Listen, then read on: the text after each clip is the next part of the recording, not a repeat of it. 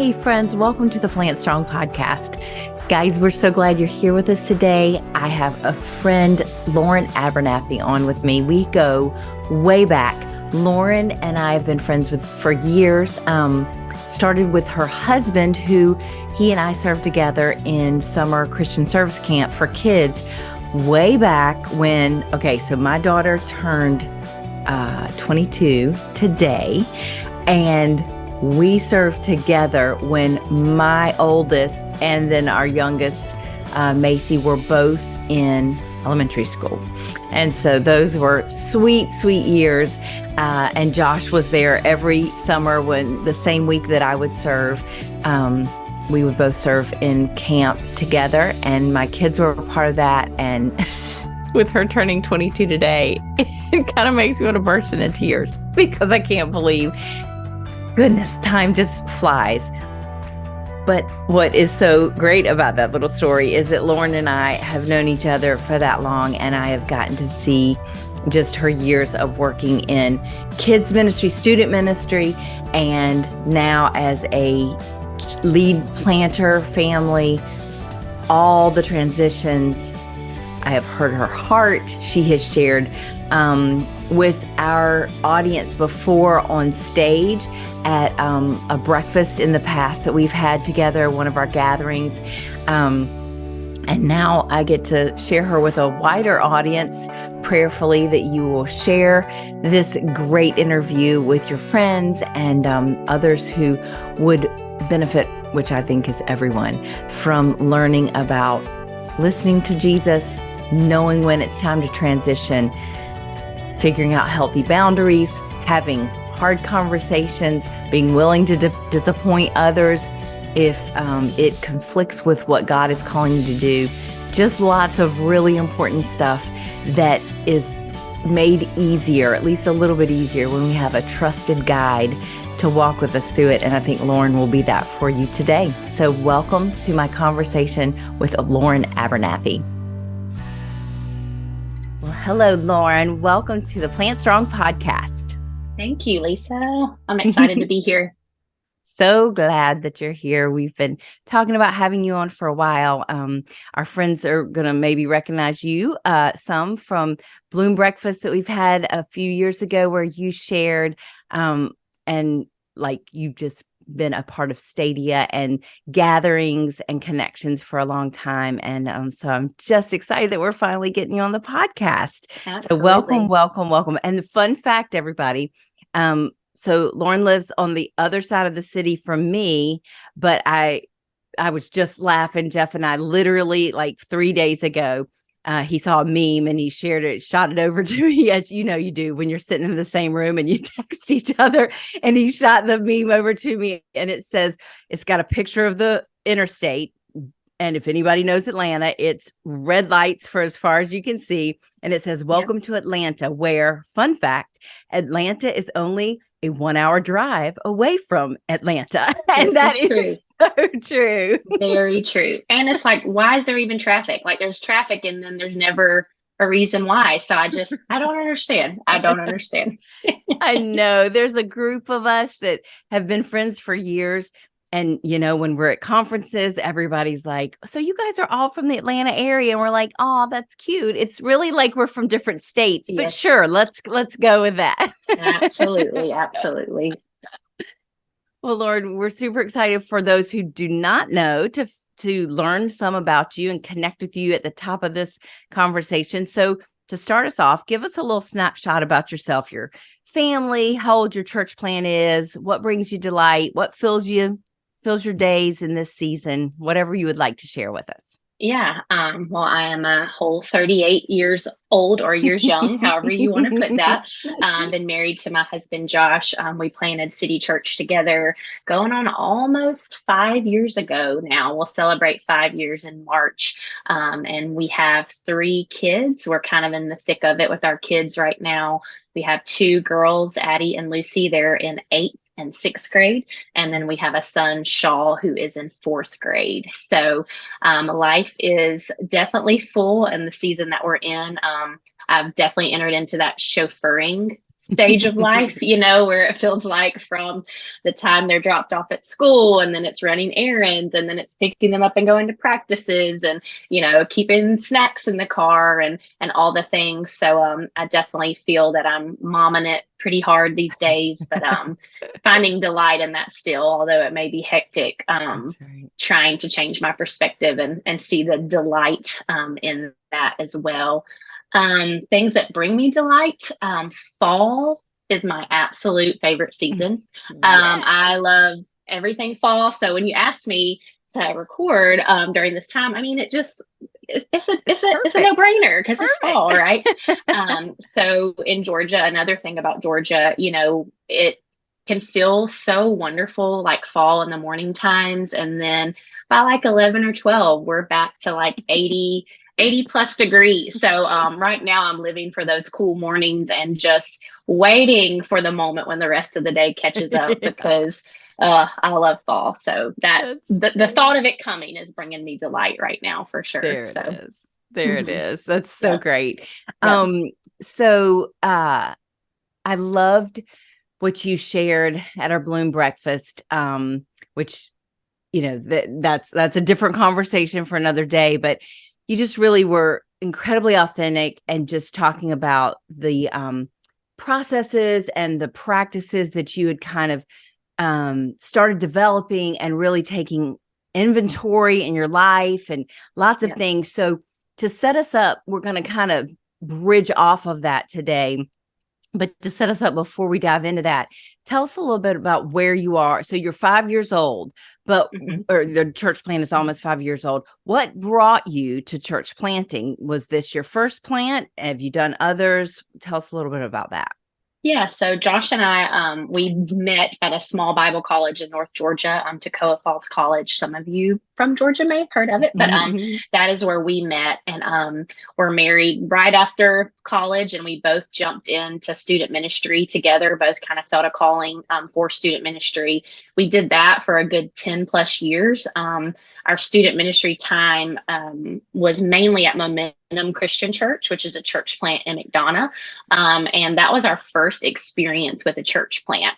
Josh and I both grew up in more traditional church settings.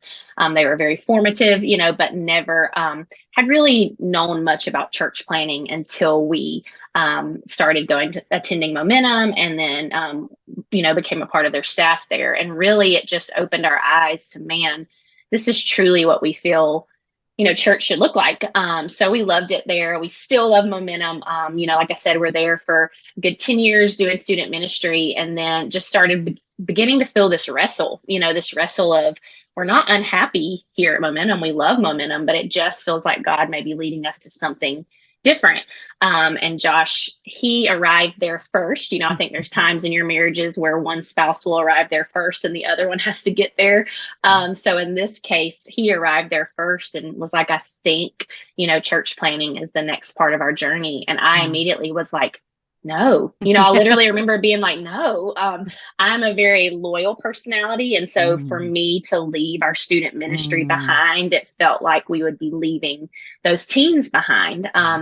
But we couldn't ignore the feeling, and God even confirmed it in me that this was the next step. And we were sad to take it to our staff at Momentum because we didn't want to let them down. But the neat thing was, as soon as we told them that we felt this calling, that Bart and Seth, the pastors there, looked at us and they said, well, it's about time. They said, we've been feeling it for a long time, but we wanted you guys to come to that conclusion. And so they have been just very supportive in the process, very open-handed church, and just walked us through that journey of, really starting into our own church plant of City Church in Griffin, Georgia. So I love that. And I really appreciate you sharing that, because I do, we talk all the time about thriving, growing, multiplying churches. Well, multiplication does not happen typically by staying in the same place. Somebody's got to go. And that's such a tension to hold in your heart, especially for a personality that's very loyal. I resonate so deeply with feeling like you're ditching people, leaving people behind. That's been one of the harder parts. I'm very relationally driven, and it's taken a lot of years. I don't think I'll ever shake it completely, but knowing the bigger picture Yeah. just is very encouraging and helps in that realm. So I know it's going to help people Yeah. out there listening. And guys, just for a throwback, Melissa Hoover, she referenced Seth. So Melissa has been a guest on the podcast before. So this is a crew that has been deeply involved with Stadia through the years and is just a beautiful example of multiplication and health and growth and being on the team for each other as well as Absolutely. for those far from God, because there's a lot of stuff behind the scenes that goes on Yeah. that no one will ever know other than the staff. And so I love hearing you share about that. That's really Yeah, good. definitely. Hmm. So now we're going to pivot a little bit and jump into what we're talking about today. So in prepping for today, you shared with me a phrase that you said had resonated deeply with you. And it's really, like you're living it right now, feeling like Yeah. you're in this season. And the phrase is, I'm not the pastor's wife I thought I would be. So help us understand what you mean by that. Yeah. So I think when you hear that statement, you may think it sounds negative. When somebody says, well, she's not who I thought they would be, that's Mhm. typically a negative thing. But, and I felt that it was negative at first too. But I just feel like over these past almost 5 years, God has really been stripping away pieces of me that aren't best serving for me as a Mhm. pastor's wife or just a follower of Christ. And so, in the beginning, when you first start church planning, my hands, I felt like were in everything because they had to be, Mhm. right? I was helping with this and that and all the things. I felt a part of all of it. But then as we grew, there's no longer a need for me to do all of those things, which is actually healthy. Mhm. But then I also began to realize I didn't have the capacity to do all of those things. None of us do. None of us have the capacity to do everything well. And I am a perfectionist by Mhm. nature. I like to do all the things well. And so I started to begin feeling like maybe I was failing, but I think actually what it was God showing me, hey, you're not meant to do all these things. I'm bringing Mhm. other people alongside of you who actually can do it better than you, and that will free you up to focus on the things I've called you to. So Mhm. he's really narrowed down what my role is, I feel like, in our church planning journey. And at first, it felt very painful, but now I feel like it's because that's allowing me to be in position to do exactly what he's called me to, and not all of these other things that are possibly distracting me from that calling. That's So, good. mhm. So unpack that just a little bit more, only because really, I run this podcast through the grid of what matters to me. Yeah. Just gonna Hmm. be honest, the Yep. things that snatch my attention, I'm like, Yep. well, I hope it snatches everybody else's. But Yeah. when I Yeah. hear somebody share something about their personality, that is helpful to me Yep. because either I'm going to resonate that I'm similar and it Yep. helps me think of things in a different way, or it's very opposite or different from me. And Yep. it gives me compassion because I'm like, oh, that is not how it would have hit me. Tell me more. So you've Yep. mentioned you're a perfectionist, Hmm. which I know I'm thinking a lot out there who are in leadership positions may resonate with that. Then there's some Hmm. that are not in that camp. But Hmm. can you tell us a little bit more about some of the things that, what really drives you crazy? What really makes you feel like you have accomplished something? And then I think that will help later on as we're unpacking some more. It helps to know the grid with which you were looking through for everything that's coming at you. Yeah. So I think that perfectionist side comes from the fact that I'm also a 2 on the Enneagram. Mm. So my need for perfection comes from a need for people to be pleased with me, for people to think I'm doing a good job, for people to praise me. So I think 2 can be great for a pastor's wife and someone in church planning, but it also can be a detriment too, because you feel this battle of I've got to do everything so well and I want Mhm. people to be pleased, but what is my heart motive in this? Is it Yeah. just so they're pleased with me, or is it Yeah. because I want to do my best to best point them to Christ, Mhm. and so Mhm. that has been a constant wrestle with me of like, people pleasing, that's that's going to quickly burn you out. And I found that to be true. I like to tell people I'm a recovering people pleaser, Yes. but then I've had to work through, well, then how can that drive be healthy in me, and Mm-hmm. what I have come to realize, is that I can see people in a way that Josh maybe can't. Josh is not a 2 on the Enneagram. So he's more, task driven, vision focused, and I'm more people focused. So I'm now beginning to realize I don't need to use my wiring to please people, but more so to see people maybe in a way that others wouldn't see them, and just working through, like, it's not my job to please them, but to point them to Christ. So, like, if I'm constantly focusing on pleasing them, that's not actually pointing them to Christ. That's then they're relying on me to fix their Yeah. problems or to hear their every complaint. And so I've had to really learn to balance that of, okay, this personality, this is how God's wired me, but instead of using it for this negative, fulfillment in myself, how can I Yeah. use it to best glorify Him and point people to Him? Love So, it. That's hmm super helpful. Yes, I yep, love it. I yep, love it. And I hmm love that you know, I love when we have the opportunity to talk about not just adding things to, like, I can, if I do this and add this task or add this practice, that will lead me closer to who God wants me to be. But when we also talk about dismantling and removing things from our perceived list of to-dos, often that is the most God honoring, depending on absolutely. the circumstance, certainly. But there are just so many things that we add on that God did Yep, not ask us to carry. I love that. absolutely. Yep. Yeah. Yeah. So, obviously you're 5 years in. I would imagine that so much of how you interact with City Church, as you've mentioned, has changed and shifted.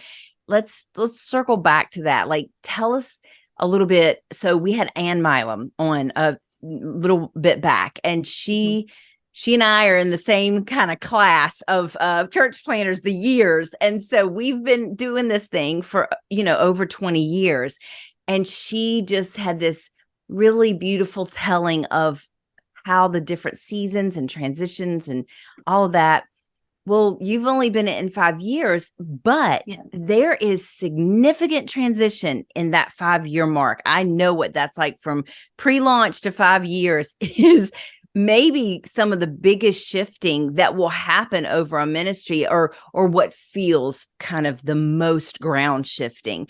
Yeah. So, I just resonated with Ann's conversation because I felt that.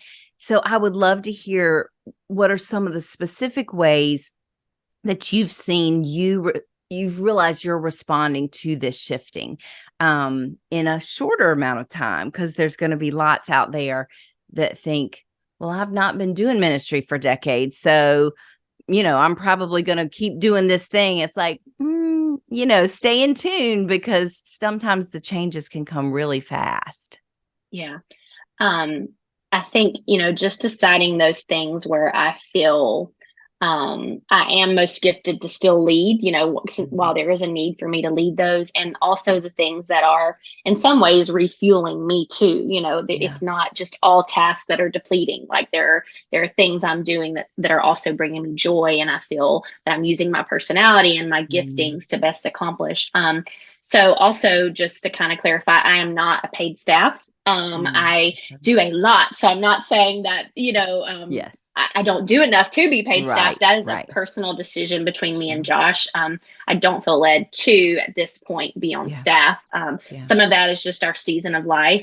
With me not being on staff, there's more flexibility for me to, hey, I can be at all my kids' stuff and I don't have to worry about necessarily being at this meeting or working traditional work hours, so that I can Yeah. be more hands on with my children.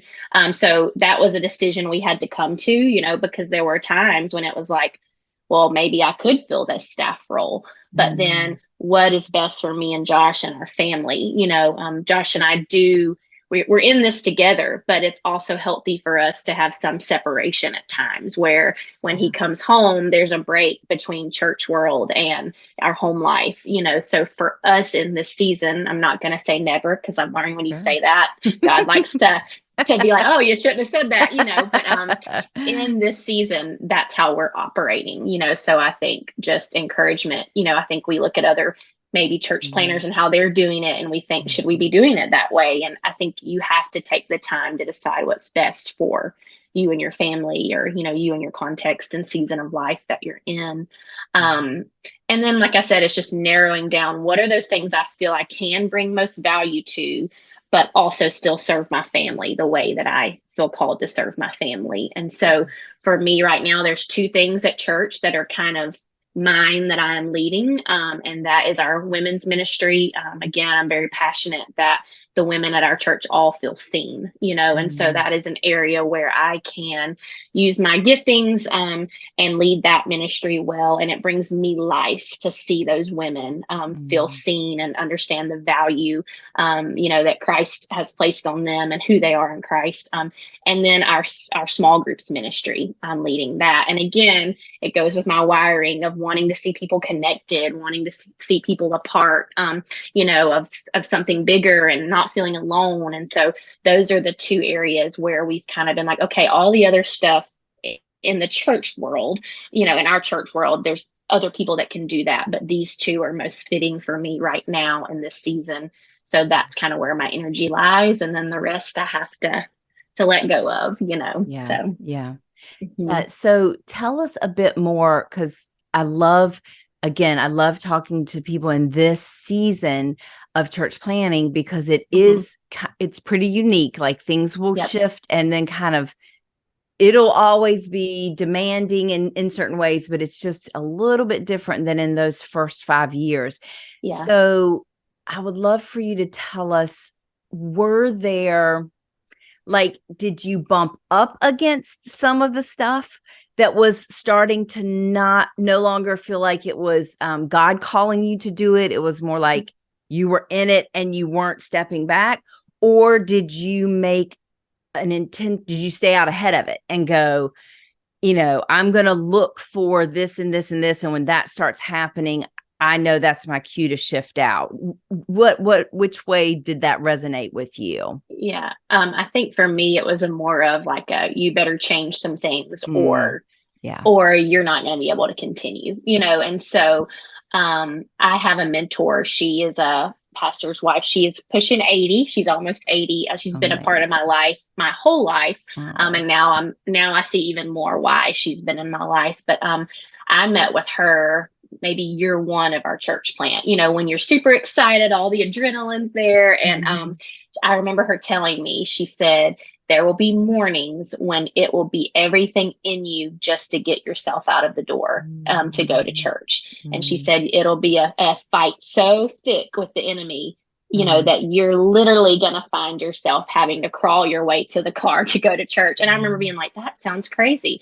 And she was like, she literally did it. There were mornings where she was like, no, I'm not letting the enemy defeat me in this space. Mhm. And now I'm not saying there's not mornings where you need rest, and you Sure. may need a break, but Sure.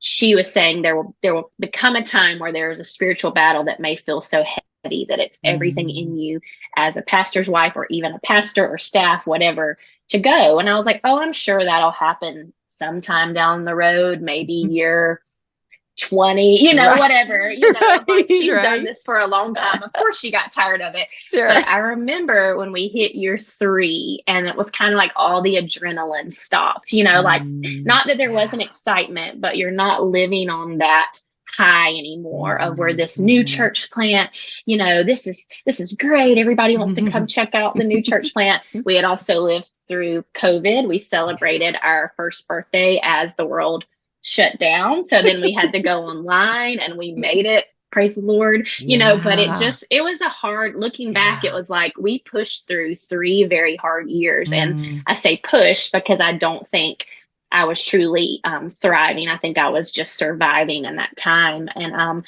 I remember getting to a point where on Saturday nights, I would start feeling this anxiety coming. And it was Mm. just this feeling of, I do not want to go to church tomorrow.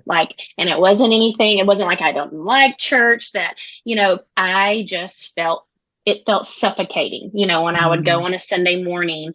I love all the women who wanted to talk. I love our people, but it began to feel as though everything was kind of closing in on me, and I Yeah. didn't have the capacity to have those conversations on Sunday mornings and to juggle my kids, plus to hear complaints or, all these Yeah. things that people will find you for on a Sunday morning, no matter where you are, they'll find you, and Right. so, and again, Right. I love, these are people I Sure. love, and I'm thankful that they trust me and want to come to me. Hmm. But Sunday morning just started feeling suffocating, Yeah. where I know as soon as I get out of my car, there's going to be someone, and then there's going to be somebody else, and somebody else, and somebody Hmm. else. And so it wasn't the people, it was I no longer knew how to manage that pressure on a Sunday Yeah. morning. And Yeah. being a people pleaser, Yeah. I didn't want to feel like I was walking away on a Sunday. And I would be like, well, I didn't talk to so and so, and I couldn't finish my conversation with her. And she looked very upset and like she needed to talk, and I didn't make Mm. it to her. And so it was Yeah. like, you see these people waiting to talk to you, and it was rising up this anxiety in me, to where I would say I started experiencing almost panic attacks on Saturday nights, Mm. and then just Sunday mornings were hard. Josh Yeah. leaves earlier, so then me getting the kids ready and Mhm. breakfast and trying to still get there on time, and because I feel like as a pastor's wife I'm just running late most of the time, and so just then again that pressure you feel. And so Yeah. that's when I really started realizing, like, I'm putting too great of an expectation on myself to meet everyone's Mhm. needs on a Sunday morning. Mhm. And there may be some changes I need to make, some boundaries I need to put in place, to help me not feel this way on a Sunday. So I would say for me, it took that kind of my mental health beginning to struggle Yeah. a little bit. Yeah. And then even I would joke with Josh, but I would say, I'm not quitting you as a wife, but I might quit you as a pastor's wife, and like when Ann said that last week, I'm like, oh, she actually quit. Like she actually She quit. did. She gave him the And resume, yeah, so the resignation letter. I love that. But, Oh, there are times where yeah. you feel, how as a pastor's wife can I feel that I don't want to go to church on a Sunday? Yeah. But I hope by me sharing this, that other people will realize, hey, it's okay to voice that, and it's okay Yeah. to share that. And that led me, which I know we're going to talk about it. So tell me if you want me to keep going in this direction, but that led me to really realizing I needed to get back in counseling at that point. And I no longer knew how to manage that stress. So I needed someone to help me kind of walk Yeah. through that process. No, it's so good. And I love, we try to just throw out episodes for everybody to link to, guys, because we know that like this is just such a common struggle. So like Mm-hmm. Anne is somebody you can listen to that episode. And then Nancy Beach talked about transitions back in like, I don't remember, I think it was like 22 in January. And we talked specifically about red flags. Yep. And, because it's like, I think it's Andy Stanley says that we learn from our mistakes, but we don't have to learn from our mistakes. We can learn Yep. from others, So it's like, it's not to set you up to go, well, I don't want that to be my story. Now I'm freaked out that I'm going to make a mistake and wait too long. It's not about that. But what an invitation to being aware and being on the lookout and being sensitive to things that are shifting, possibly red flags to look for that Mm-hmm. really can help you dictate that timeline for yourself. And again, I love that you said that earlier. It is just like our poison that we continually drink from the vial of poison of comparison. We just set ourselves up. We love, which I love, a story of a church planner. That's why I do this podcast. But my intent for us telling each other's stories is to be a reminder that there are 8 million different stories because there are 8 million different people. It's like, Mm-hmm. it's not to set this up for being the prescription for everybody, but to know, okay, there's Loren's example. There's Anne's example. Maybe their threshold for different things was in different places. But the point was, you reached a place where you realize, oh, I've gone past.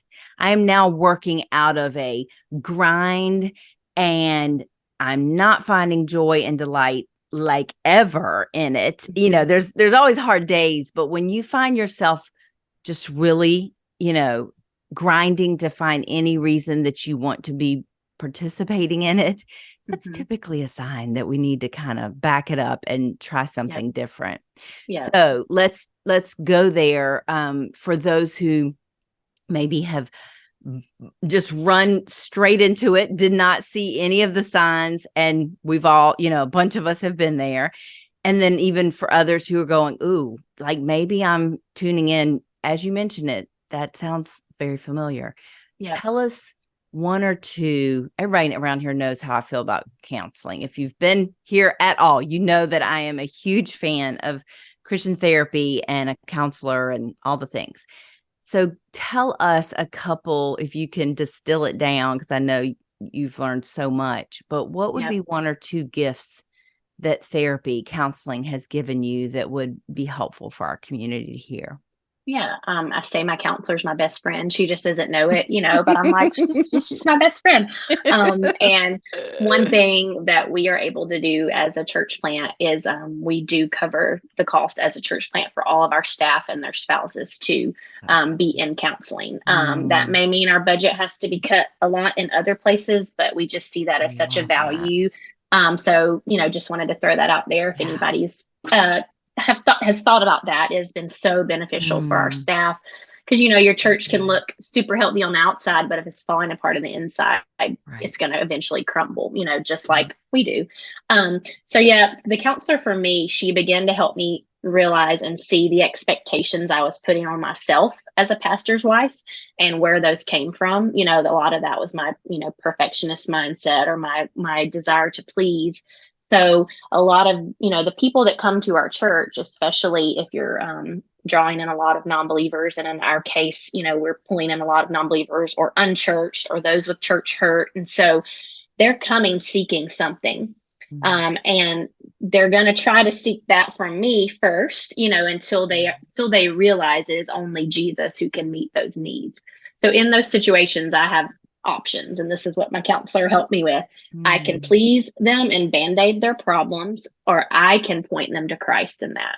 And sometimes pointing them to Christ is telling them, I actually can't fix that for you. And I'm a fixer. Again, I want everybody to be happy. And so having to watch my tendency to fix someone or put a Band-Aid on something for the sake of sanity and peace, and realizing, no, actually, I need to usher you to Christ in this. And that may be pointing you to someone other than me to help you with this, or being honest with you and showing you my healthy boundaries I've established, that I can't meet with you right now.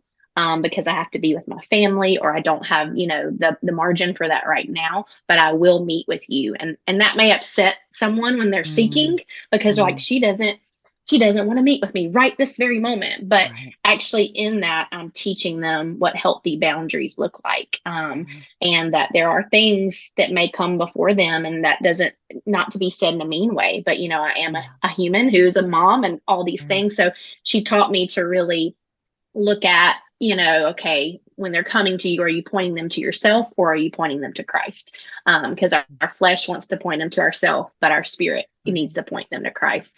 And then she just gave me tools for not saying yes so quickly to people. I'm one, and this is one thing that led me to that burnout, is that I was filling my calendar with meeting with women almost daily. Plus I also work. I have another job, that I do work at a family business. And so I'm working plus trying to fill my days meeting with all these women who want to meet with me, and plus doing all the other things. So she helped me to realize, hey, you should probably maybe only say yes to 1 to 2 women a week. And she encouraged me at first to only say yes to 1. And she's like, if people truly want to meet with you, they will wait. Or you can point them to someone else that they can meet with who could maybe meet that need quicker or help them better than you can. Don't feel like you're the only one who can help them. And she got me to realize that as our church grows, it is unrealistic for me to have a relationship with every single female in our church. And I'll be honest, that's a desire I have. Like, I would love for every woman, and I would love to have coffee with them. Like, that is just, I want them to feel seen. I want to hear their story. And that's kind of something I had to grieve, is as we grow, that may not be my role to be the one who hears their story. Mm. And it shouldn't only be my role. What a gift is it that I now have other women who can meet with those women, and teams that can meet with those women, but it takes some grieving and swallowing your pride to realize, as the pastor's wife, I do not have to be the one who's meeting all of these women, And so a practical thing, just a couple practical things. She told me, never open your calendar on a Sunday morning.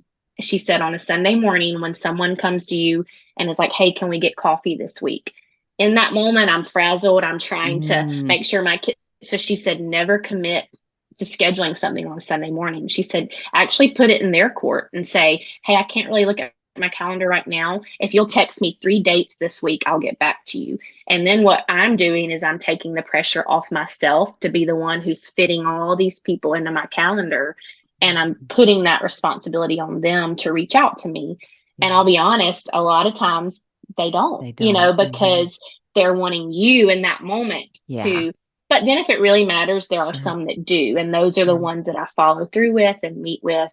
Um, and then just another small one is, on a Sunday morning, it can feel so overwhelming for me to walk in those crowded spaces like a lobby or, the kids' hallway or wherever, because it feels like you're being pulled from one conversation to another. So Mhm. she encouraged me on Sunday mornings to pick my place and stay there. And That's good. have conversations in that place. So say my place that morning is I'm serving at kids check-in if there's a need there. So my focus that morning are the women that I encounter at that spot. Mm. If I'm get to be in the service for, both of our services, stay on the row I'm seated in, stand up. I'm not just sitting there just waiting, but Right. be present in that space for that morning, not to feel like on a Sunday morning that I have to be present in every space, but to pick one, talk to who I talk to there, and don't try to rush around and be like, well, I got to find this person and this person, but just focus on one area. So those were a couple tools, like practical things Mhm. that she gave me to help me with that Sunday morning anxiety.